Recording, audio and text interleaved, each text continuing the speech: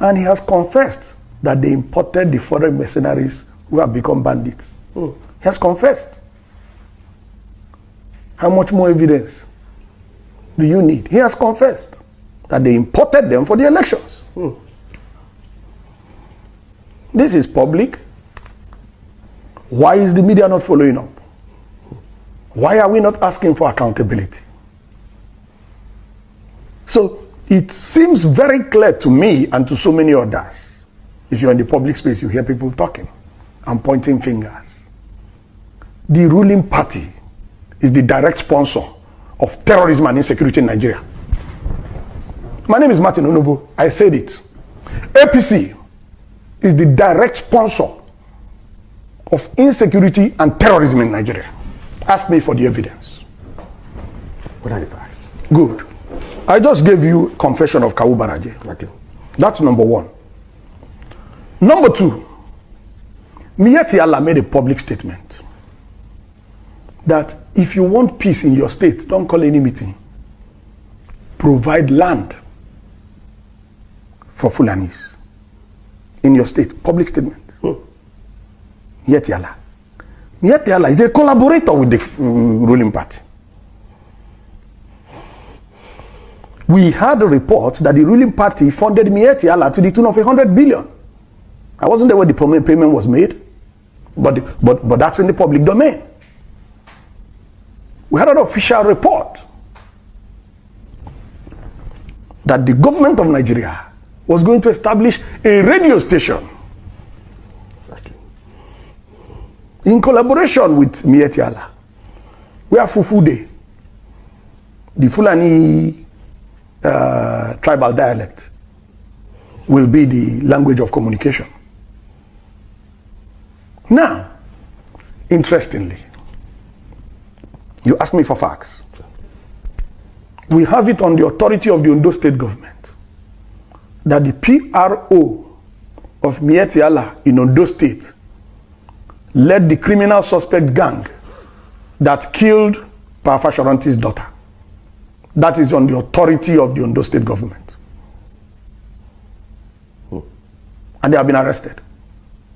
And the leader of the gang is the PRO of Miyetti Allah in Ondo state. We have it on the authority of the Nigerian police that a headsman was arrested with a military rifle in Plateau State. I have the number of the rifle. I can send it to you by SMS. I just need to check my records. I have the rifle number. We have it on the authority of retired Colonel Nyam that the Fulani headsmen repelled in Ogoja were using Nigerian army rifles from the barracks in that vicinity, and that the soldiers came to collect the rifles back.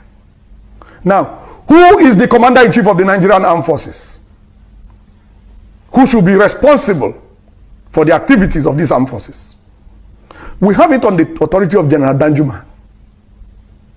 Danjuma has commanded these forces. We have it on the authority of General Danjuma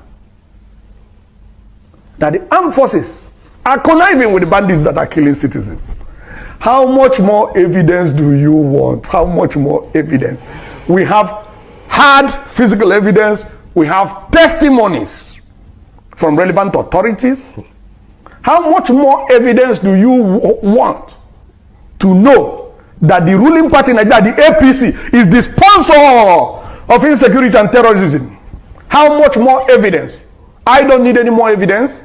I am 1000% convinced, and nobody has contrary evidence.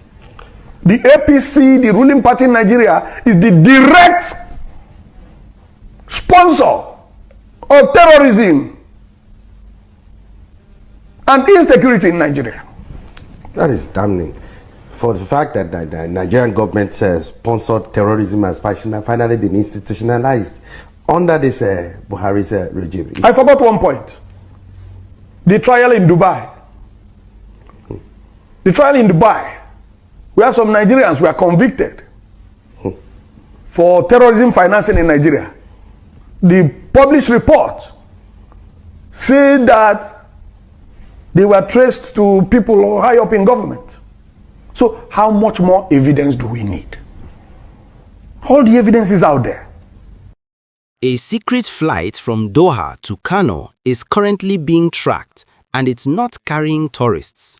Reports are exploding that 22 members of Hamas expelled from Qatar are heading to Nigeria because they think it's a safe haven. But here is the checkmate move.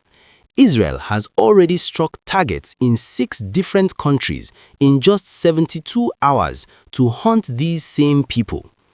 If those wheels touch down in Kano, Nigeria isn't just hosting guests, it's inviting a Mossad airstrike.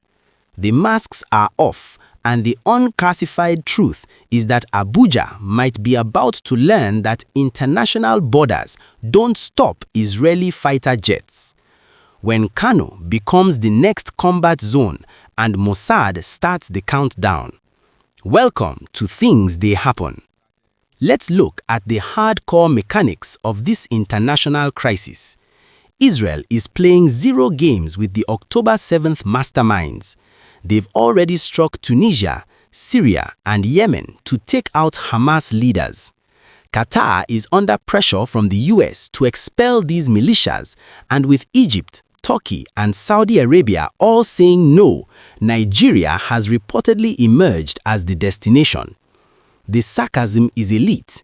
While our government struggles with local bandits and kidnappers, they are allegedly opening the doors to an international militia that Israel has vowed to hunt to the ends of the earth.